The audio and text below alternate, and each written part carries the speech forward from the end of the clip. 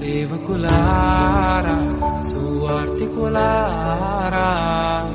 మీ మాదిరికై వందనము. ఉన్నత పనికై మమ్మును పిలచిన దేవా మా కొరకై నీ ప్రాణం అర్పించు.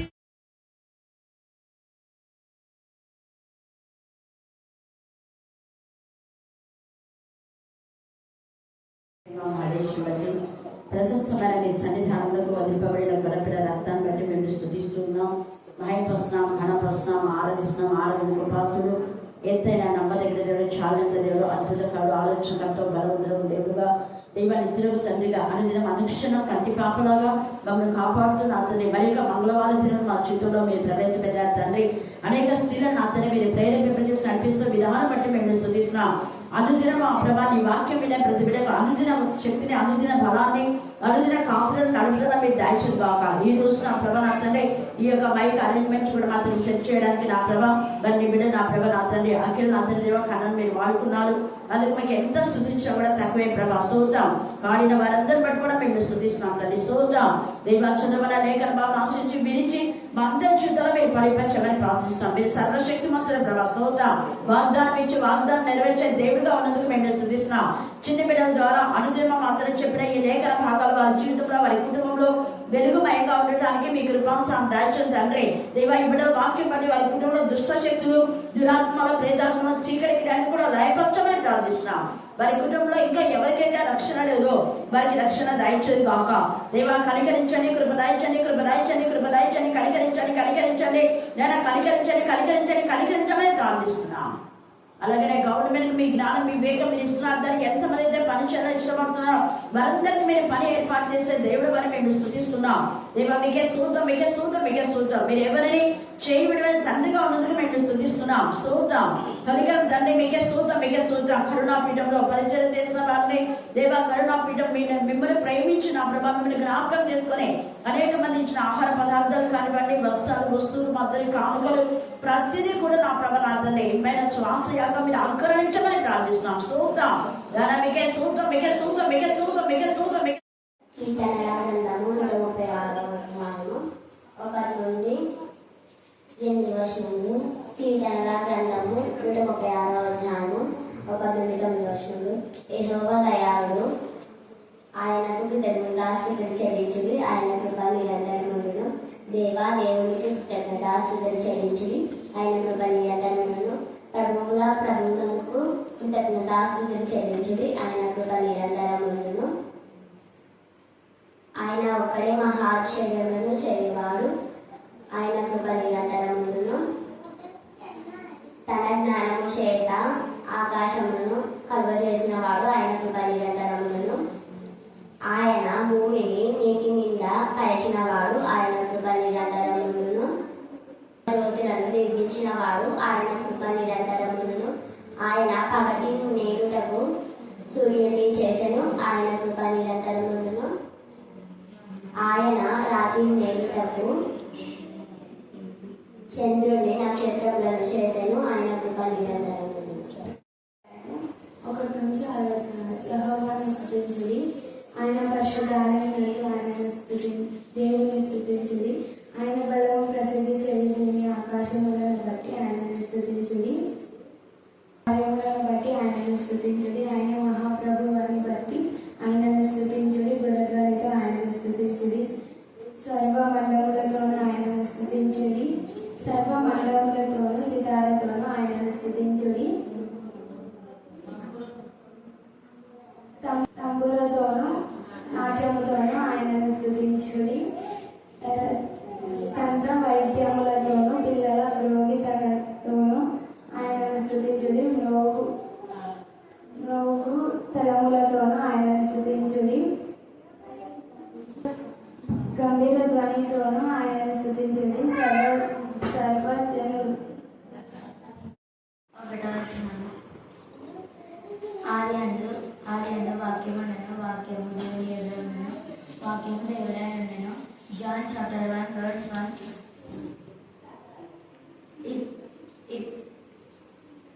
In the beginning was the Word, and the Word God and the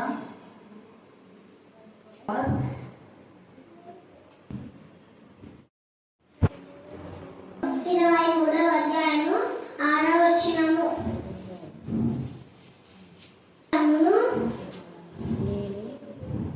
యెహోవా మందిరములో నేను నివాసము చేసెదను.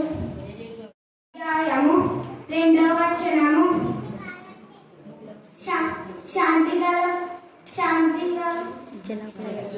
శాంతికర జలముల యందు నన్ను నడిపించుచున్నాడు. Psalms chapter 23 verse 2. He leads me beside little water. SQL గ్రంథము 18వ అధ్యాయము 7 నుంచి 13 వచనాలు చదువుతున్నాం. ఎవరినైనానో బాధ పెట్టకయు వనస్తునికి అతని తాకట్టును చెల్లించి బలాత్కారం చేత ఎవరికైనాను నష్టం కలగజేయకుండు వారై ఆకలి గల వానికి ఆహారం ఇచ్చి దిగంబరికి బట్ట ఇచ్చి వడ్డీకి అప్పియకయు లాభము చేపట్టకయు అన్యాయం చేయకయు నిష్పక్షపాతంగా న్యాయం తీర్చి యథార్థపరుడైన నా కట్టడలను గైకొనుచు నా విధులను అనుసరించి నడిచిన ఎడల వాడే నిర్దోషి అవును, నిజముగా వాడు బ్రతుకును. ఇదే ప్రభువైన యెహోవాకు. అయితే ఆ నీతిపరునికి కుమారుడు పుట్టగా వాడు బలాత్కారం చేయవాడై ప్రాణహానికరుడై చేయరాని క్రియలలో దేనినైనను చేసి చేయవలసిన మంచి క్రియలలో దేనినైనను చేయక ఉండిన ఎడల, అనగా పర్వతముల మీద భోజనం చేయుటయు తన పొరుగువాని భార్యను చెరుపుటయు దేనులను దరిద్రులను బాధపెట్టి బలాత్కారం చేత నష్టం కలగచేయుటయు తాకట్టు చెల్లింపకపోవటయు విగ్రహముల తట్టు చూచి హేయ కృత్యములు జరిగించుటయు అప్పించి వడ్డీ పుచ్చుకొనుటయు లాభము చేపట్టుటయు ఈ మొదలగు క్రియలు చేసిన ఎడల వాడు బ్రతుకడు. ఈ క్రియలన్నీ చేసెను గనుక ఈ హేయ క్రియలన్నీ చేసెను గనుక అవశ్యంగా వానికి మరణ శిక్ష విధింపబడును. వాడు తన ప్రాణములకు తానే ఉత్తరవాది అవును. దేవుడు పరిశుద్ధవాక్యం దీవించుగాక. ఆమేన్.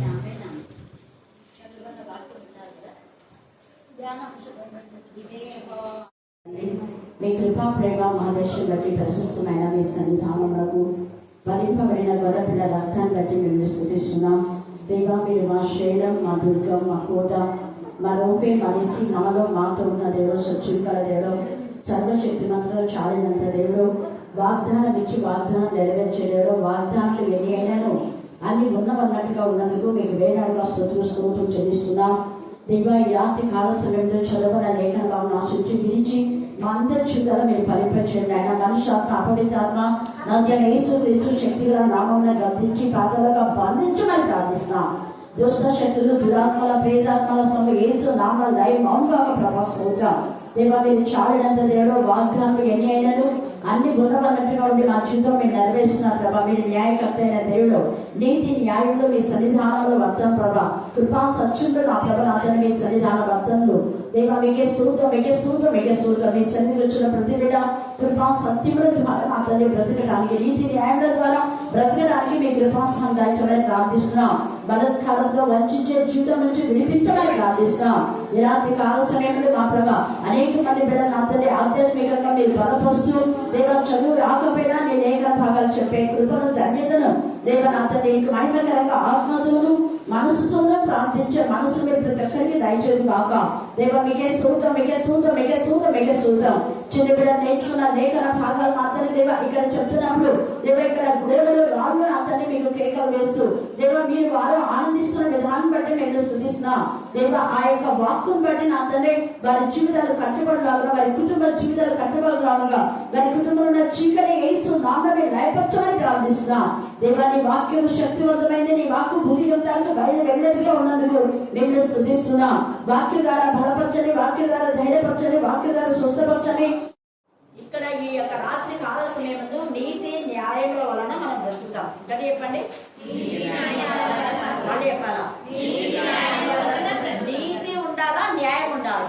తర్వాత కృప సత్యముల వలన అని కూడా ఇంకొక చోట ఉంది. కృప వలన, సత్యం వలన. కృప ఎవరు? దేవుడే. ఎందుకంటే కృపా సత్య సంపన్నుడుగా మన మధ్య సంచారం చేస్తున్నాడు. ఎలాగా? వాక్యము ద్వారా. మరి నీతి ఎవరు? కృప అంటే దేవుడు అన్నారు, అదే యేసయ్య. కృప అంటే యేసయ్యనే, దేవుడు అని చెప్పడం కంటే యేసయ్య. తర్వాత నీతి ఎవరు?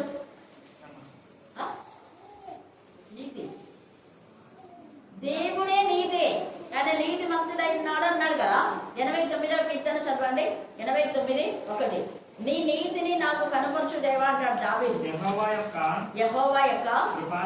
చూడు, యెహోవా యొక్క కృపను అతిశయము. యెహోవా యొక్క కృపయే యేసయ్య. యేసయ్య మన మధ్యకి రావడం దేవుడి యొక్క కృప. నిత్యము నేను కీర్తించదను తరతరములకు నీ విశ్వాస్యతను. చూడండి, దేవుని యొక్క విశ్వాసమే నీతి అంటే. మన విశ్వాసం కాదు.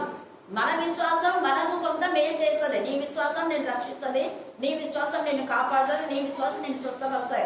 కానీ నీ విశ్వాసం వేరే వాళ్ళకు పనిచేయదు. వేరే వాళ్ళ జీవితంలో అద్భుతాలు జరగాలన్నా, ఆశ్చర్యాలు జరగాలన్నా, వేరే వాళ్ళ జీవితాలు మార్చబడాలన్నా దేవుని విశ్వాసం మనలోకి రావాలి. దేవుని విశ్వాసం మనలో ఉంటే దేవుని యొక్క విశ్వాసమును బట్టి ఆ విశ్వాసం శక్తివంతమైనది. కాబట్టి అదే వరాలలో ఒక వరం. విశ్వాసం అనేది కూడా ఒక వరమే. 1 కొరింథీ 12 రాయబడింది, మనకున్న విశ్వాసము ఆత్మ ఫలాల్లో ఒక ఫలం, అది అంతే. కానీ వరము అనేది దేవుని దగ్గర నుంచి వచ్చేది. దేవుని యొక్క విశ్వాసం మనలో ఉన్నప్పుడు మనం ఇక్కడ ప్రాణం చేస్తే ఎక్కడెక్కడో ఉన్న వాళ్ళు కూడా వాళ్ళ స్వస్థత పొందుతారు. అదే విధానంలో నజరైన యేసు నామంలో మనం ఇక్కడ అపవాదిని బంధిస్తే అది పాతాళంలో బంధించబడతారు, నరకంలో కూడా బంధించబడతారు. అయితే మనం ఏం కలిగి ఉండాలంటే నీతి, న్యాయం. హల్లెలూయా, హల్లెలూయా. ఆ నీతి అన్నదే అబ్రహాము దేవుని నమ్మాను, అదే అతనికి ఏమని ఎంచబడింది? నీతిగా ఎంచబడింది. నీతి మంతులు మనం కలిగి ఉండాలంటే నీతి మంతులు లేడు, ఒకడు కూడా లేడు అనే వాక్యాలు మన పైకి తీసుకొస్తారు. మనం నీతి న్యాయములను అనుసరించే వాళ్ళు బ్రతుకుతారంటే ఎవడున్నారు నీతిమంతుడు అంటారు. ఎందుకంటే మన వాళ్ళు వెంట తప్పుడు ఆలోచనలు బాగా వస్తాయి. అయితే దేవుని వాక్యంలో రెండంచెల ఖడ్గమని చెప్పింది. అందుకే నీతిమంతులు లేడు, ఒకడు కూడా 100% కరెక్ట్ అది. కానీ దేవుని ఈ యొక్క నీతిని మనం ధరించినప్పుడు మనం నీతిమంతులు అవుతాం. దేవుని నీతి ఈ వాక్యం. ఈ వాక్యం వినడం వలన మనకేమొస్తుంది? విశ్వాసం వస్తుంది. ఆ విశ్వాసం ఇంకా ఇంకా ఇంకా బలపడి దేవుని విశ్వాసంలోకి మన విశ్వాసం కలిసిపోతుంది. దేవుని విశ్వాసము మన విశ్వాసంతో కలిసినప్పుడు ఏమైతుంది అంటే మనం నీతిమంతులుగా చేయబడతాం. అందుకే క్రీస్తు రక్తంలో కడగబడి, క్రీస్తు రక్తమే ఈ నిబంధన, కొత్త నిబంధన రక్తం. ఈ రక్తం అంటే ఈ వాక్యం ద్వారా ఉదక స్నానం చేయబడినప్పుడు మనం నీతిమంతులుగా చేయబడతాం. ఎప్పుడైతే నీతిమంతులుగా చేయబడతామో అది కూడా మన భక్తి, మన శక్తి ద్వారా, మన డబ్బు ద్వారా, మన ఇంకా పరపతి ద్వారా, బలగం ద్వారా కాదు, కేవలం క్రీస్తు యొక్క కృప, దేవుని యొక్క కృప. అందుకే కృప అంటున్నాడు అక్కడ దావీదు, నీ కృపాతిశయం. కృపాతిశయం అంటే ఏసైనా మన అతిశయం, ఏసైనా మన ఆనందం, ఏసైనా మన బలం, ఏసైనా మన బలగం, ఏసైనా మన నీతి, ఏసైనా మన న్యాయం కూడా. హల్లెలూయా, హల్లెలూయా. అందుకని నీతి న్యాయం అనేది మన బ్రతుకులో ఉన్నాయా లేదని మనం ఒకసారి పరిశీలన చేసుకోవాలి, ఆత్మ పరిశీలన చేసుకోవాలి. ఇక్కడ చదవన లేఖన భాగంలో 7వ వచనంలో ఏమంటున్నా అంటే ఎవరినైనా బాధ పెట్టక అన్నాడు. అండర్లైన్ చేసుకోండి, ఎవరినైనా బాధ పెట్టక. ఎవరినైనా అనే మాటలో ఎందుకు ఆ మాట ప్రత్యేకంగా చెప్తున్నా అంటే ఎవరైనా నీకు డబ్బులు అప్పు ఇస్తే వాళ్ళకి ఇవ్వకపోతే వాళ్ళకి బాధ ఉండదా ఉండదా? చెప్పాలా మీరే? గట్టి చెప్పాలా? చూడండి, ఇది బైబిల్ స్టడీ కాబట్టి ఈ మధ్య ఎక్కువ మంది నాకు కాల్ చేసేది ఇదే. లక్ష్మి కానివ్వండి, చాలా మంది, ఇంకా కొంతమంది. ఎందుకు పవన్ వాళ్ళు కూడా ఇంతకుముందు చెప్పినారు, ఎవరు తీసుకొని వాళ్ళ డబ్బు ఎగ్గొట్టాలని చూశారు, కానీ దేవుడు అయితే ఇచ్చినారు, అయితే ఇంకా ఇంట్రెస్ట్ ఇవ్వలేదు అన్నాడు. ఆ ఇంట్రెస్ట్ కూడా ఎంత అంటే న్యాయమైన విధానంలో, అది కూడా దేవుడు చెప్పాడు. ఇక్కడ వడ్డీకి అనే మాట, వడ్డీ తీసుకోకూడదు అనేది కాదు. ఇక్కడ వడ్డీకి అప్పియకని కామబెట్టి మళ్ళీ ఏమన్నాడు? లాభము. లాభం అంటే 2 రూపాయలు, 3 రూపాయలు, 4 రూపాయలు, 5 రూపాయలు వడ్డీ.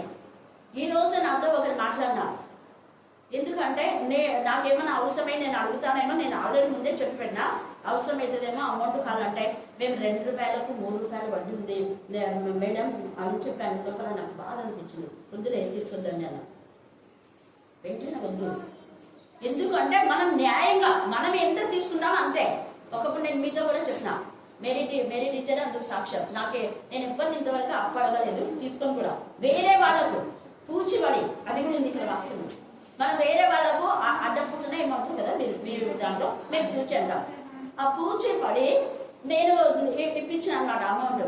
నాకు తెలియదు కాబట్టి అక్కనే ఇప్పించింది. అది 2 రూపీస్ అని నాకు తెలియదు, ఎంతనో తెలియదు, ఉంటే తీసుకురామన్నా అంతే. ఎంత అంటే అది 30,000కు నెలకు 600 అంటే అప్పుడు అర్థమైంది నాకు అది 2 రూపీస్ అని. నాకు తెలియదు ఎంత వడ్డీ అనేది, నాకేం తెలియదు. అదే న్యాయమైన వడ్డీ అంట. మళ్ళీ చెప్పడం అదే న్యాయమైన వడ్డీ టీచర్ అని అనింది అక్క. అవునా అక్క, నాకు తెలియదు అక్క అని అనుకున్నా నేను. అయితే ఆ తీసుకున్న వాళ్ళు అసలు ఇవ్వలేదు, వడ్డీ ఇవ్వలేదు, నేనే కట్టుకున్నాను. కానీ దేవుడు మాత్రం నాకేం తక్కువ చేయలేదు. అందుకే ఇక్కడ అంటున్నాడు. అయితే మనం ఏం చెయ్యాలి అంటే నీతి న్యాయాలు అంటే, నువ్వు ఎవరి దగ్గరైనా లోన్ తీసుకుంటావు కదా, 1.5 తీసుకుంటావు. 1 రూపాయ 50 పైసలకు లోన్ ఎవరికైనా అంతే కదా. అలా తీసుకున్నప్పుడు అదే ప్రకారంలో నువ్వు ఇవ్వాలి. అది న్యాయం. నిన్ను వల్ల నీ పొరుగు అన్నే ప్రేమించమన్నా. నేను 2 రూపాయల ప్రకారం వాళ్ళకు వేరే వాళ్ళకి ఇప్పించినా, కానీ ఒకవేళ నేను ఎవరికైనా ఇవ్వగలిగితే అంత ఇవ్వాలి. అంతకంటే ఎక్కువ ఇచ్చినారంటే దేవుడు నన్ను క్షమించాను. నేను కానీ ఇంకొకగా. ఇంకా కొంతమంది ఏమన్నారు అంటే, అసలు ఎందుకు ఇవ్వాలా మేడం మనం వాళ్ళకు. నేనన్నా పాపం వాళ్ళకి ఏదో కష్టంలో ఉన్నారంట, ఇవ్వండి మీరు, మీ దగ్గర ఉందని చెప్పి వాళ్ళు అడుగుతున్నారన్న. ఎందుకు ఇవ్వాలి మేడం, అసలు వాళ్ళు ఇవ్వనే ఇవ్వరు అనుకోండి అంటే, ఇవ్వలేదు బ్యాంకులో ఊరికి ఉండే వాళ్ళు ఇస్తే వాళ్ళ దగ్గర ఎందుకు ఉంటుంది మేడం, బ్యాంకులో ఓకే నేను గోల్డ్ కొనుక్కుంటా, అదే వాళ్ళు ఇస్తారా. ఈరోజు నన్ను అడిగినారు, మేడం గోల్డ్ బిస్కెట్ బంగారం వచ్చింది మీరు కొంటారా, నేను కొనుక్కుంటున్నామంటే సరే కొనుక్కోండి అన్నా. మీరు ఇచ్చిన వాళ్ళు అప్పు వెంటనే ఇవ్వరు, లేకపోతే ఒకవేళ ప్లాట్ కొన్నా కూడా అది తొందరగా అమ్మడబోదు, మనకు అవసరాలకు వచ్చేది ఇదే మేడం అని చెప్పి వాళ్ళు చెప్పింది అబ్సల్యూట్లీ కరెక్ట్ అయింది. ఒకవేళ నేను ఆ రోజు వాళ్ళు చెప్పినప్పటికీ నా గోల్డ్ కొనుక్కుంటే చాలా బెనిఫిట్ వచ్చేది. ఓపెన్గా చెప్తున్నానే. అయితే నిజంగా ఇప్పుడు ప్రస్తుతం అంత పరిస్థితిలో దాని రేట్ ఎంత పడిపోయింది. వాళ్ళు అన్నారు, ఏం మేడం బిస్కెట్ చక్కటి మంచి ప్యూర్ బంగారం వస్తే మీరు తీసుకోమంటే తీసుకోకపోతే చూడు అన్నారు. వీళ్ళకి ఇవ్వద్దండి అని. నేను బ్యాంక్లో ఉండే బదులు పాపం ఇద్దాంలే అని నేను అనుకుంటాను. నేను కానీ 10 మంది కానీ చాలా మంది ఇవ్వరు. ఎందుకు ఇవ్వరంటే ఇంటికి. కానీ దేవుడు మాత్రం అన్యాయస్తుడు. హల్లెలూయా హల్లెలూయా. నీ నోటితో నువ్వు ఏమని చెప్పి ఇస్తావో, సంవత్సరానికి ఇస్తానంటే సంవత్సరానికి, 2 సంవత్సరాలుగా 2 సంవత్సరాలకి.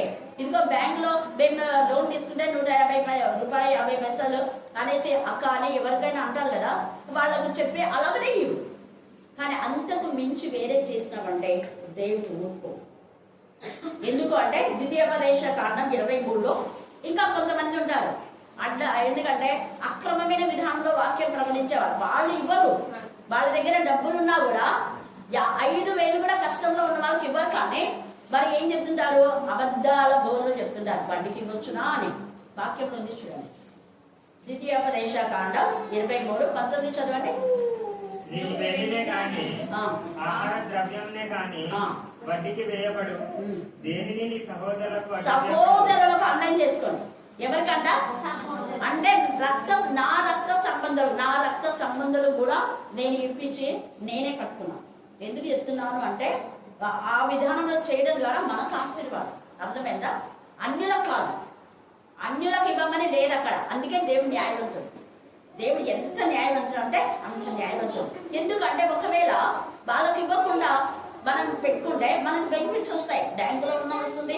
అదే మాట యేసయ్య కూడా చెప్పాడు. ఇక్కడ తండ్రి అనే దేవుడు అదే మాట, పాత నిబంధనలో తండ్రి అనే దేవుడు అదే మాట చెప్పాడు. యేసయ్య కూడా సేమ్ చెప్పాడు. ఎందుకంటే న్యాయవంతుడు. ఒకవేళ నేను అనొచ్చు, ప్రభా అది ఒక 1,00,000 ఇచ్చినాను ప్రభా, ఆ 1,00,000 నేను ప్లాట్ కొనంటే నాకు ఎక్కువ వస్తుంది కదా, ఎందుకు ఇచ్చినాను నాకు బాధ అనిపిస్తుంది. నేనంటే దేవుడు అంటాడు కదా, అది నష్టం కాదు, వాళ్ళు నష్టం చేసినా నీకు నష్టం రాదు అంటాడు. అందుకే ఇక్కడ చూడండి, అన్యునికి ఏం చేయాలంట, వడ్డీ. చదవండి, దాన్ని చదవమా. అన్యునికి వడ్డీకి బదులు అన్యునికి వడ్డీకి బదులు ఇయ్యవచ్చును, కానీ సహోదరునికి ఇవ్వకూడదు. ఇది అండర్లైన్ చేసుకోండి. అన్యుడు అంటే నీ సొంత అన్నదమ్ములు అక్క చెల్లెళ్ళు కానివారు. కానీ నీ సొంత అన్నదమ్ములు అక్క చెల్లెలు అది కూడా ఎవరు ఉంటా పేదవాళ్ళైతే. ఈ మధ్యనే అన్నారు అక్క మా అంత 10 కోట్ల ఆస్తి ఉండి కూడా మ్యారేజ్ కి కోసం అడిగితే వాళ్ళు కనీసం ఒక 10 లక్షలు కూడా ఇవ్వమంటే ఇవ్వలేదంట. ఈ మధ్యనే చెప్తాను నాకు 10 కోట్ల ఆస్తి ఉంది, సొంతం వాళ్ళే, సొంతమే, మళ్ళీ వేరే వాళ్ళు కూడా కాదు. ఎవరు వాళ్ళు అంటే వాక్యం చెప్తారు క్రైస్తవులు అనబడే వాళ్ళే. అలాగా మళ్ళా క్రైస్తవులు అనేటటువంటి దైవజనులు కూడా ఇదే చెప్తారు. ఏమని? వాళ్ళైతే ఇవ్వరు, మళ్ళీ న్యాయాలు చెప్తుంటారు. ఇందాక రోజు మనం చక్కగా చేసింది ప్రార్థన. ప్రతి కాపరి తప్పు చేసేవాడిని గర్దిస్తూ ఉంటే ఇప్పుడు ఒకే నెలలో 2 చనిపోయినారు. ఆ చనిపోయిన వాళ్ళు సహవాసంలో ఉన్న వాళ్ళ లేని వాళ్ళ?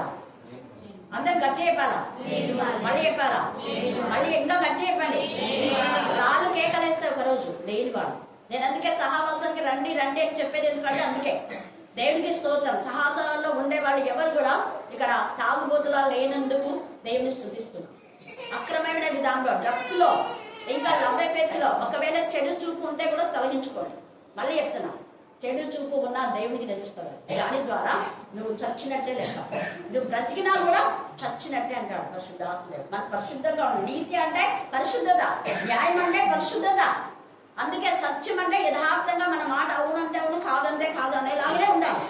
మనం ఏదైనా కానీ చెప్పి సమాధానంతో మనం ఏదైనా చేసుకోవాలి. బలవంతం చేయకూడదు, బలవంతంగా వాళ్ళు తీసుకొని ఇవ్వకుండా ఉండకూడదు. అదే అంటున్నాడు ఇక్కడ. ఎంత తేటగా బలత్కారం చేత ఎవరికైనా నష్టం కలుగ చేయకుండా వాడై, అది బలత్కారంగా. ఒకరికి ఇస్తామని చెప్పి ఇవ్వకపోతే అది నష్టమే. అది నువ్వు నీకు ఇవ్వకపోతే వాళ్ళు ఏదో ఒకటి కొనుక్కుంటే వాళ్ళకి బెనిఫిట్ వస్తుందా లేదా? వస్తుంది. హల్లెలూయా, హల్లెలూయా. అట్లా కొంతమంది అంటున్నారు ప్లాట్ తీసుకోవాలని, మేము గోల్డ్ తీసుకోవాలని పెట్టుకున్నాం, కానీ ఏదో పాపం కదని ఇచ్చాం మేడం, వాళ్ళు అస్సలు ఇవ్వటం లేదు. ఎంత ఇదిగా ఇప్పుడు మా పిల్లలు చదువుకోవడానికి మాకు లక్షలు అవుతున్నాయి, కానీ ఇవ్వటం లేదు. ఎంత బాధతో చెప్తున్నా. దేవుడు ఊరుకో. నేను ఒకటే అన్నా, దేవుడైతే ఊరుకోడు. అట్లాంటి వాళ్ళకి తగినది దేవుడు ఖచ్చితంగా ఇస్తాడు. ఇస్తామని చెప్పి తీసుకొని ఇవ్వకపోతే దేవుడు అస్సలు ఊరుకోడు. ఇంకా ఏం చెప్పొచ్చు? మా ప్రాబ్లమ్స్ ఇలా ఉన్నాయి, ఈ సంవత్సరం కాకుండా ఒక సంవత్సరం చెప్పొచ్చు. సమాధాన పడి అప్పుడు నువ్వు కానుకేస్తే నీ కానుక కూడా దేవుడు అర్పిస్తాడు. లేకపోతే కానుక చెల్లించొద్దనేది మత్తయి సువార్త 5 మీరు చదువుకోండి. నువ్వు అర్పణం అర్పించేటప్పుడు నీ కానుక దేవుని యొక్క సముఖం ముందు చేర్చబడదు. అదే ఈ ఇస్కరియోతు యూదా కానుక లాగానే అయిపోతుంది. బయట పారవేయబడిన జీవితం, దానికి ఫలితం ఉండదు. నువ్వు ఎంత ఇచ్చినా కూడా ఫలితం ఉండదు.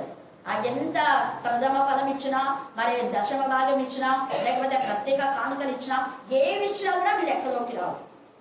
వాక్యంలో తేటగా ఉంది, మీరు చూసుకోండి. అందుకే ఇక్కడ అన్నాడు నష్టం అనేది కలుగ చేయకుండానట్లు, నష్టము కలుగ చేయకయు నుండి వాడై ఆకలి గల వానికి ఏం చేయాలంట? ఆహారం ఇచ్చాడు. ఈ ఆకలి అనేవాళ్ళు ఎవరైనా కూడా, సహోదరుడైనా వేరే వాళ్ళైనా ఎవరైనా ఆకలితో ఉంటే మనం ఖచ్చితంగా సాయం చేయాలి. తర్వాత ఏమన్నాడు? దిగంబరికి బట్టలు ఇచ్చి. దిగంబరికి అంటే మన కంటే కొంచెం తక్కువ స్థాయిలో ఉన్నలకు మనం ఇవ్వచ్చు. తర్వాత ఇంకేమన్నాడు? వడ్డీకి అప్పియకుడు. అందుకే లాభం అన్నాడు. ఆ లాభం అంటేనే 2 రూపాయలు, 3 రూపాయలు, 4 రూపాయలు వడ్డీ. తేటగా ఇక్కడ మనం ఇంకొక చోట కూడా లాభంలకు వడ్డీకి ఇయ్యకయు అనింది. ఇంకొక చోట కూడా ఉంది. అదే యేసు ప్రభువు వారు ఏమన్నాడు? మత్తయి సువార్త 5వ అధ్యాయంలో 24, 26 చదవండి. ఇక్కడ క్లారిటీగా యేసు చెప్తున్నాడు. అక్కడ తండ్రి అయిన దేవుడి పాత నిబంధన ప్రకారం అలాగే ఉంది. కొత్త నిబంధనలో యేసయ్యనే చెప్పినటువంటి ఉపమానం చదవండి. అక్కడ బలిపీఠం ఎదుటనే నీ అర్పణము విడిచిపెట్టి మొదట వెళ్ళి నీ సహోదరుడు కానీ లేదా వేరే వాళ్ళు ఎవరైనా కూడా ఎవరితో నీకు సమాధానం బాధ అనిపించిందో వాళ్ళకి ఇచ్చిన వాళ్ళకి బాధ పెట్టద్దు. వాళ్ళకి సమాధానం పరిచి అప్పుడు నువ్వు అర్పణ అర్పించు. అంతవరకు నువ్వు నీ అర్పణ దేవుడు బ్లెస్ చేయడు అని అక్కడ అర్థం. నువ్వు 1 కోట్లు ఇవ్వు, 10 కోట్లు ఇవ్వు, అది బ్లెస్సెడ్ కాదు. మన సంఘంలో అందరు మన పేర్లు వినాలని 10,000 ఆడిస్తారు. అక్కడ వెనక 10 లక్షలు అప్పు ఉంటుంది. అప్పు ఇచ్చిన వాళ్ళు ఇంటికి వస్తే తప్పించుకొని పోవడము, మళ్ళీ వాళ్ళపైన నేరారోపణ చేయడము, ఇంకెన్నెన్నో మనం చేస్తుంటాం. అలాంటివన్నీ దేవుడికి నచ్చవు. వాళ్ళు బ్రతికినా చచ్చిన వాళ్ళ లెక్కనే. ఒకవేళ బ్రతికినా నువ్వు చచ్చిన వాళ్ళవే అంటాడు. ఎందుకు? నీలో నీతి లేదు, న్యాయం లేదు. నీతి న్యాయంలో ఆయన సన్నిధాన వత్తంలో అని లేఖన భాగంలో తేటగా చెప్పబడింది. ఇదే యేసు ప్రభుల వారు 5 తలాంతులు 10 తలాంతుల దగ్గర ఇచ్చినప్పుడు అక్కడ కూడా అన్నాడు, మీకు ఎందుకంటే తెలుసు కాబట్టి, మీకు ఇంతకుముందే చెప్పాం కాబట్టి మీరు వాటిని చదువుకొని ఇంటి దగ్గర చదువుకోండి. అక్కడ 1 నాణ్యం ఇచ్చిన వ్యక్తిని ఏమన్నాడు చెప్పండి? చెడ్డ దాసుడు. అండర్లైన్ చేసుకోండి. మంచోడు అన్నాడా? అంటే మనకి ఇచ్చింది ఒకటే. నువ్వు లక్షనే ఇచ్చినావు అనుకో, అప్పుడు నువ్వు మంచి దాసుడా చెడ్డ దాసుడా? గట్టి చెప్పండి. నో లేదా? మళ్ళీ గట్టి చెప్పండి. మళ్ళీ గట్టి చెప్పండి. 50,000కి 50,000 ఇచ్చినావు అనుకో, మంచి వాళ్ళ చెడ్డ వాళ్ళ? కొంతమంది 2 జీతాలు ఉంటే కూడా ఇవ్వాలి సిగ్గు లేకుండా. అందుకని దేవుడు కూడా ఏం చేస్తాడు? దేవుడు ఊరుకోడు. ఉద్యోగం అన్న పోతాయి, డబ్బులు అన్న పోతాయి, ఏదో ఒకటి. వాక్యం ఉంది, తేటగా ఉంది వాక్యంలో. వారి ఉద్యోగం వేడొకటి తీసుకున్నాడు కాక, వారి యొక్క పిల్లలు తండ్రి లేని వారు కాక, ఇంకా ఇలాగ చాలా ఉన్నాయి. 69వ కీర్తనలో ఉంది, వారి పేరు జీవ గ్రంథం నుంచి తులిపి పెట్టబడును కాక. దావీదు కీర్తనాకారుడు 69వ రాసినాడు. మీరు తర్వాత చదువుకోండి. ఇప్పుడు చెప్పడానికి అంత లేదు. మనం కృతజ్ఞత కలిగి, ఇదిగో నువ్వు 50,000 ఇచ్చినావు కదా, కృతజ్ఞతకి ఇదిగో ఇది ఇస్తున్నాను అని చెప్పి ఇవ్వాలి. అంతే నువ్వు తెచ్చిచ్చినావు అంటే అదే. అందుకని అక్కడ ఏమంటున్నాడు యేసయ్య, అది నువ్వు చావుకాల దగ్గర పెట్టి ఉంటే నేను ఏం చేస్తుందట? వడ్డీతో సహా యేసయ్యని చెప్పినాడా? ఉందా? తప్పుడు బోధన చేసేవాళ్ళు. ఒక ఆమె అనింది అంటుంటే నేను అప్పుడే అన్నా, తిట్టే లోపల ఇక్కడ వాక్యం చదువుకోవాలి లోపల నోట్ పుస్తకం వెళ్ళిపోయింది. హల్లెలూయా. నేనన్నా, మీరు ఎవరైనా ఇలాగా అప్పు చేసిన వాళ్ళకు అప్పు ఇవ్వమని చెప్పాలి కానీ అప్పు ఇస్తాలే అని అనకూడదు. అలాగే ఏలియా కూడా అనలేదు, అప్పు తీర్చుకోమన్నాడు. అప్పు ఎగ్గొట్టమని చెప్పినారు, ఎక్కడన్నా ఉందా? లేదు. సరే, అట్లా ఎగ్గొట్టని చెప్పే నువ్వేం తీస్తున్నావు ఇతరులకు? దేవుడు అడుగుతాడు. న్యాయం కదా. ఒకవేళ నాలాంటి వాళ్ళు నీలాంటి వాళ్ళు అడుగుతారు, ప్రభా మరి వాళ్ళైతే ఇలా వాక్యం చెప్పినారు కదా, మరి వాళ్ళ దగ్గరికి పోయి అడుగుతాను, ఇస్తారేమో అంటే అడగండి, ఇస్తారా? ఇవ్వాలి. అందుకే న్యాయం. మనం న్యాయంగా మాట్లాడాలి. మనం ఏం చేస్తామో అది చెప్పాలి, ఏం చెప్తామో అది చెయ్యాలి. అదే దేవుడు ఇక్కడ మాట్లాడుతున్నాడు. తర్వాత సామెతలు 9:11 చదవండి. సామెతలు 9:11. నా వలన నీకు దీర్ఘాయు కలుగును, నీవు జీవించే సంవత్సరంలో అధికంలో. నా వలన అంటే నీతి వలన, నా వలన అంటే వాక్యం వలన, నా వలన అంటే న్యాయం వలన. మనం న్యాయంగా మాట్లాడాలి. మనం ఎవరికైనా ఒక 50,000 ఊరికే ఇస్తామా? ఇస్తే అప్పుడు నువ్వు మాట్లాడు. 50,000 ఒకవేళ 2 నెలలకు 3 నెలలకు ఇచ్చినా ఊరికే ఇవ్వచ్చు, తప్పలేదా? కానీ అదే సంవత్సరాలు ఊరుకుంటూ ఇచ్చి అప్పుడు నువ్వు మాట్లాడాలి. అది న్యాయం. ఎంత చక్కగా చెప్పినాడు పరిశుద్ధాత్మ దేవుడు ఇక్కడ. తర్వాత అందుకని ఇక్కడ అన్యాయం చేయకు అంటున్నాడు తేటగా. నువ్వు ఒకరికి అన్యాయం చేయదు. వాళ్ళ దగ్గర డబ్బులు తీసుకొని వాడికి ఇవ్వకపోతే అన్యాయం కదా. అన్యాయం చేయకయు, అన్యాయస్తులు దేవుడు రాజ్యంలోకి ఏం కాదు, తప్పుదారు కాదు. అలాగని చెప్పేసి ఇష్టానుసారమైన వడ్డీలు వసూలు చేస్తే కూడా తప్పే. అది కూడా వాక్యంలో ఉంది. అన్యాయపు వడ్డీలో సుంకపు గుర్తుదారులతో మీరు అన్యాయం చేయొద్దండి. వాళ్ళు వచ్చి ప్రభా మేము ఏం చేయాలంటే, మీరు అన్యాయం చేయొద్దు, మీకు న్యాయంగా ఎంత సుంకం ఉందో అంత తీసుకోండి, న్యాయంగా ఎంత అంత తీసుకోండి, గవర్నమెంట్ ఎంత ఉంటుందో అంత తీసుకోండి, అన్యాయంగా తీసుకోవద్దు అని తేలిగా చెప్పాడు. 23 మత్తయి సువార్త 23లో కూడా ఉంది. తర్వాత యోహాను సువార్తలు కూడా అడిగినప్పుడు యేసయ్య అదే అన్నాడు, మేమేం చేయాలి ప్రభువా అని చెప్పినప్పుడు, నికోదేమో అక్కడంతా అడిగినప్పుడు మీరు న్యాయంగా తీసుకోండి అన్నాడు. న్యాయమైన జీతం, న్యాయమైనటువంటి ప్రతిదీ. మనం తగిన దానికన్నా తక్కువ ఇస్తే లేదు ఇస్తారు. తగిన దానికన్నా నువ్వు ఒక ఒప్పందం చేసుకుంటావు, దానికంటే నువ్వు తక్కువ ఇస్తే లేని కోసం. అది కూడా సామెతలు ఉంది, చాలా చోట్ల ఉంది. తగిన దానికన్నా తక్కువ వస్తే, హెచ్చుగా కూర్చుకునే వాళ్ళకి ఎక్కువ కాదా, తక్కువగా కూర్చుకునే వాళ్ళకి తక్కువ కాదా. ఆ అర్థం ఏంటి అంటే వాక్యం. కాబట్టి వాక్యం ఎంత ఎక్కువగా మనం చదివితే అంతగా ఆస్వాదిస్తాం. దురాశ అనేది డబ్బు కూర్చుకుంటాం అంత ఎక్కువగా అలాగా మనం ఇవ్వకుండా తక్కువ చేసిన వాళ్ళకు దేవుడు తక్కువ చేయడు, దేవుడు ఇస్తాడు. హల్లెలూయా, హల్లెలూయా, హల్లెలూయా. అందుకని ఇక్కడ అంటున్నాడు కదా, అన్యాయం చేయకూడదు, నిష్పక్షపాతంగా. అంటే పక్షపాతం ఉండకూడదు. నీకొక లెక్క, ఇతరులకు ఒక లెక్క ఉండకూడదు. నువ్వు ఎవరికైనా అలా చేసి అప్పుడు మాట్లాడాలి. అందుకే నిష్పక్షపాతంగా న్యాయం తీర్చి యథార్థపరుడైన నా కట్టలను గైకొంచు, నా విధులను అనుసరించుచుండిన వాడే ఏమంట నిర్దోషులు. అలాంటి నిజముగా వాడు ఏమైతాడు, బ్రతుకును నిజంగా బ్రతుకుతాడు.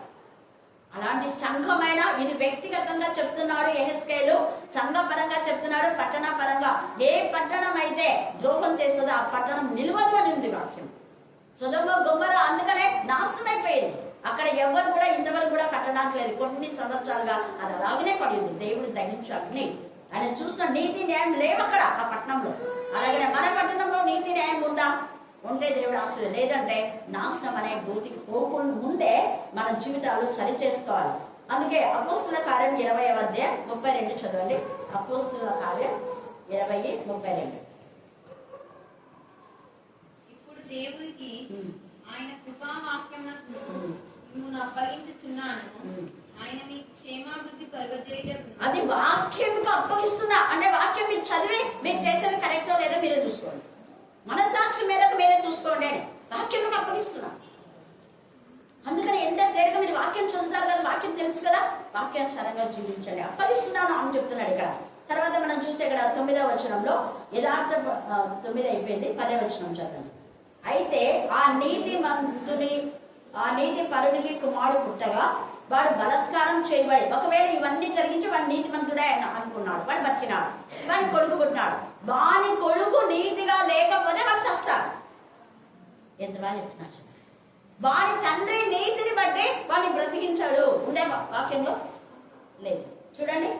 ఎందుకంటే వాడు తప్పు చేస్తున్నాడు కదా. అదిగో ఆ నీతి పరునికి కుమారుడు పుట్టగా వాడు బలత్కారం చేయవాడై ప్రాణహాని కలుడై చేయరాని క్రియల్లో దేనైనను చేసి చేయవలసిన మంచి క్రియలు ఏంటి అంటే సహవాసం, ప్రార్థన, వాక్యం, పరిశుద్ధమైన జీవితం, నిజాయితీ గల జీవితం, యథార్థమైన జీవితం, దేవునికి మహిమకరమైన జీవితం. ఇది చేయకపోతే పాపం. ఇక మీ పిల్లలు ఎలా ఉందో చూసుకోండి. చేయవలసిన మంచి పని చేయకపోవడమే పాపం. తేటగా వాక్యంలో పరిశుద్ధాత్మదేవుడు మాట్లాడుతున్నాడు. ఎంత చక్కగా అన్నాడు చూడండి ఇక్కడ. అయితే నీతి పరుడికి కుమారుడు పుడితే అతను చేయవలసిన మంచి పనులు చేయకుండా చేయరాని పాప పనులు చేస్తే వాడు ఖచ్చితంగా నరకానికి ఏర్పడతాడు. వాడు బ్రతకాడు, వాడు చస్తాడు అన్నాడు. ఇక్కడంతా ఉంది. దీనులను దరిద్రులను బాధ పెట్టి బలత్కారం చేత నష్టము కలుగ చేయటయు, తాకట్టు చెల్లింపకుంటే కూడా అది కూడా తప్పే అంటున్నాడు. విగ్రహముల తప్పు చూచి హేయ కృత్యములు జరిగించడం. ఇక్కడ కూడా అప్పిచ్చి వడ్డీ పుచ్చుకున్నట్టు లాభం చేయబడ్డా అదే అంటున్నాడు. అప్పు ఇవ్వచ్చు కానీ ఆ వడ్డీ న్యాయమైన విధానంలో ఉండాలి. లాభం కొరకు చేయదు. కొంతమంది పని లేకుండా వడ్డీని ఇచ్చుకొని తినుకుంటా కూర్చుంటారు చూడు, వాళ్ళకు ఉంటుంది చూడు కదా అన్నట్లు ఉంటే బుద్ధి చెప్పండి. ఎందుకంటే కష్టపడి పని చేయాలి. అపోస్తలుడైన పౌలు అంటారు, మేము మా చేతులతో కష్టపడినా మీ దగ్గర నుంచి మేమేమి ఆశించలేదు. ఉచితంగా వాక్యం చెప్పమన్నారు. కొంతమంది అంటున్నారు ఉచితంగా వాక్యం చెప్పమన్నారు కాబట్టి ఉచితంగా మేము వాక్యం చెప్తున్నాం, అలాగనే ఆ మందిరాలు కట్టడం కోసం మేము డబ్బులు అడుగుతున్నాం అంటుంటాం. అలాగని వాక్యంలో లేదు. వాళ్ళు ఇస్తే తీసుకో. ఉచితంగా వాక్యమే. ఉచితంగా ఇక్కడ దేవుని కృపచమన మనకు అన్ని ఉచితాలే. ఒక మైక్ కాదే కాంగో తప్ప. హల్లెలూయా, హల్లెలూయా. అన్ని దేవుడు ఇచ్చినాయి. దేవుడు ఉచితంగా ఇచ్చినాడు. ఇంకా గట్టిగా చెప్పండి హల్లెలూయా, హల్లెలూయా, హల్లెలూయా. అసలు వాక్యం సగం చెప్పింటారు, సగం అంతా అనౌన్స్మెంట్ అయ్యా. ఆ బ్రిక్స్ గీయండి, ఇన్ని రూమ్లు కడతాం, అన్ని రూమ్లు కడతాం, ఇంత టెర్రస్ అయిపోయింది, ఈ రూమ్ అయిపోయింది, ఇంకా మీరు ఇవ్వండి. నేను ఊరుకున్నాను ఇప్పుడు. లేకపోతే టీవీ ఛానల్స్ అంతా మేము ఆపేస్తున్నాం. నా దగ్గర నేను ఎవరు చెప్పుకున్నాను, ఎవరు చెప్పుకున్నాను, వేరే వాళ్ళ డబ్బులు తీసుకొని నువ్వు సొమ్మపడి సొమ్మపడి వాక్యం చెప్పమంటే ఎక్కడైనా చెప్పచ్చు. ఏసై టీవీలో చెప్పిందా? టీవీలో చెప్తేనే మాన్నారా? నీ దగ్గర డబ్బులు ఉంటే చెప్పు. నీ దగ్గర డబ్బులు ఉన్నప్పుడు నేను 7 లక్షలు ఉన్నప్పుడు 7 లక్షలు పెట్టుకున్నాం, తర్వాత టీవీ బంద్ చేసినాం. ఇప్పుడు దేవుడే నాకు ఫ్రీ ఛానల్ ఇచ్చినాం. హల్లెలూయా, హల్లెలూయా. టీవీకి 7 లక్షలు పెట్టుకున్నా, 7 లక్షలు 4 సంవత్సరాలు 3 ఛానళ్ళు. 7 లక్షలకు 4 సంవత్సరాలు నేను వాక్యం చెప్పిన దానికంటే ఇప్పుడు ఫ్రీ ఛానల్లో రోజు వాక్యం వినపడుతుంది. అప్పుడేమి వారానికి ఒకసారి 2 సార్లు లేదంటే 3 సార్లు అనుకోండి, అంతే. రోజు అయితే లేదు. 7 లక్షలు పెట్టినా రోజు లేదు. ఇప్పుడు 24 గంటలు ఎప్పుడైనా చూసుకోవచ్చు. అది కూడా ఆ టైంకే చూడాలి. అవును కదా?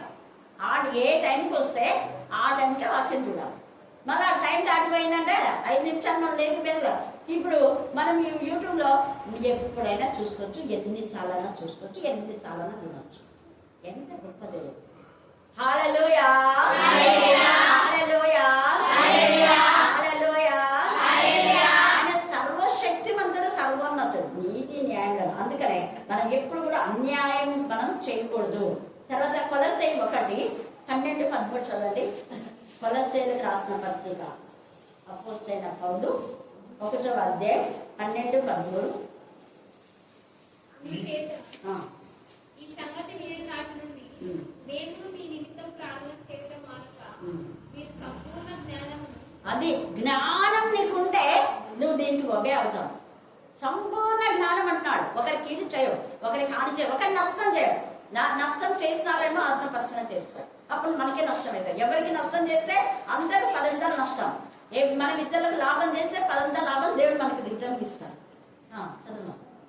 ఆత్మ సంబంధమైన వివేకం గలవారు ఆయన చిత్తమును పూర్ణంగా గ్రహించిన వారునై ప్రతి సత్కార్యంలో సఫలులగుచు దేవుని విషయమైన జ్ఞానమంతా అభివృద్ధి పొందుచు అన్ని విషయములలో ప్రభువును సంతోషపెట్టాలి. అన్ని విషయంలో దేవుడు నువ్వు చేసే పని దేవునికి సంతోషమా కాదని ఒక్కసారి ఆలోచన. నువ్వు చేసే పని దేవునికి ఇష్టం లేకపోతే చేయదు. నేను ప్రతిదీ అడుగుతా, దేవా ఇది చెయ్యాలని వద్దా, ఇది నీకు ఇష్టం లేకపోతే వద్దు ప్రభా నేను వేరే పని చేస్తాను అని చెప్తా. వెంటనే అంటాను.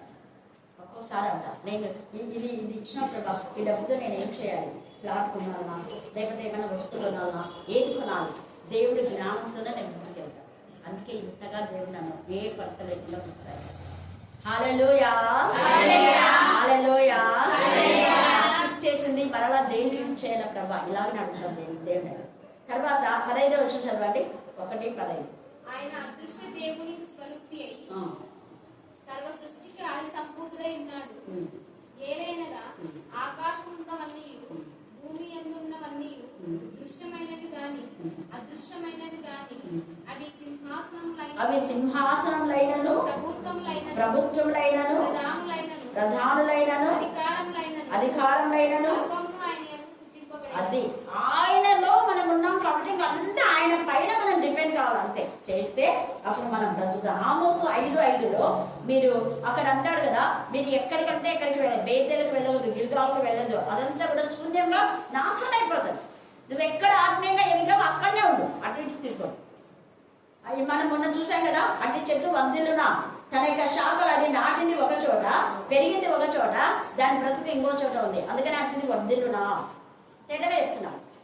ఒక చోట నువ్వు ఆధ్యాత్మికంగా బలపడినా అంటే అక్కడనే ఉండు. నువ్వు ఆత్మీయంగా బలపడిన పిల్లలు కాదు మనం ఆహ్వానించాల్సింది, పడిపోయిన వాళ్ళు, దేవునికి విరోధంగా ఉన్న వాళ్ళని సంఘంలో చదివి మబ్బు చాటున ఉన్న 34వ యెహెజ్కేలు చదివితే మీకు తేటగా అర్థమవుతుంది. మబ్బు చాటున ఉన్న వాళ్ళను మనం సంఘంలోకి నడిపించుకోవాలి. రక్షింపబడిన వాళ్ళని కాదు, అంటే చెడగొట్టే వాళ్ళు. ఇక్కడ ఈ గొప్ప పక్షిరాయులు, నేను గొప్ప పక్షిరాయు, మా పెద్ద సంఘం, మా సంఘంలో అన్ని అవి ఉంటాయి ఇవి ఉంటాయి అన్నీ. కాబట్టి మీరంతా బాగా పియానో వాయించవచ్చు, డ్రమ్స్ వాయించవచ్చు, రిథమ్ ప్యాడ్ వాయించవచ్చు, రండి రండి రండి, క్వైర్ పెద్దగా ఉంటుంది, అక్కడంతా మీ క్వైర్ వాళ్ళకి డ్రెస్ కూడా ఇస్తాము అని గొప్ప పక్షిరాజు చెప్పే నువ్వు పోతే ఏమైతావు? వర్ధులు. ఇక్కడే ఉంది, ఉందా వాక్యం? నువ్వు ఏ చిన్న సంఘంలో వర్ధులేవా అక్కడే ఉంది. ఈ మధ్య కొంతమంది అంటే రాక మా సంఘం పక్కనే వేరే వాళ్ళు ఏదో భోజనాలు పెట్టి అంతా ఏమేమో చేస్తున్నారు మిమిక్రీ.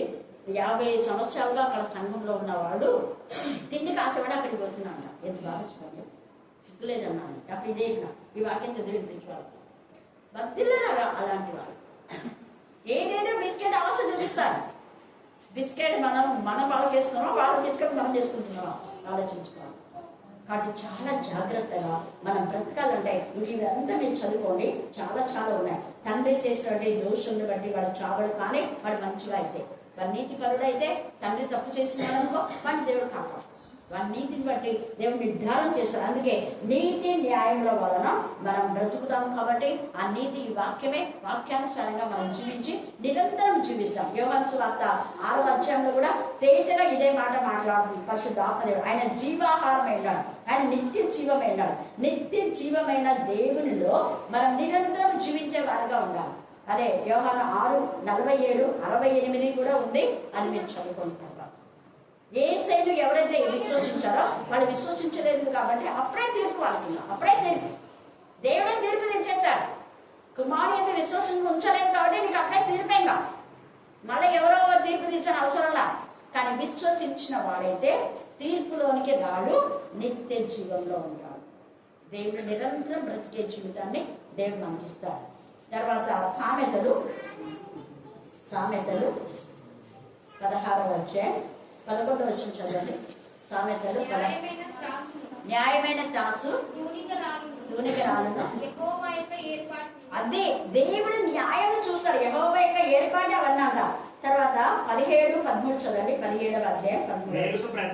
మేలుకు ప్రతిగా కీడు చేయవాని ఇంట నుండి కీడు ఎప్పటికీ తొలగిపోదు. ఇంటి అనే మాట అర్థం చేసుకుంటే మీ వంశం నుంచి తొలగిపోదు. కీడు చేస్తే వంశంలో నుంచే కీడు తొలగిపోతాం. 4 తరాల వరకు ఆ కీడు జరుగుతూనే ఉంటుంది.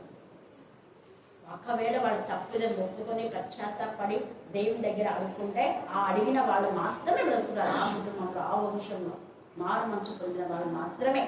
తర్వాత 15 వచ్చిన 17, 15.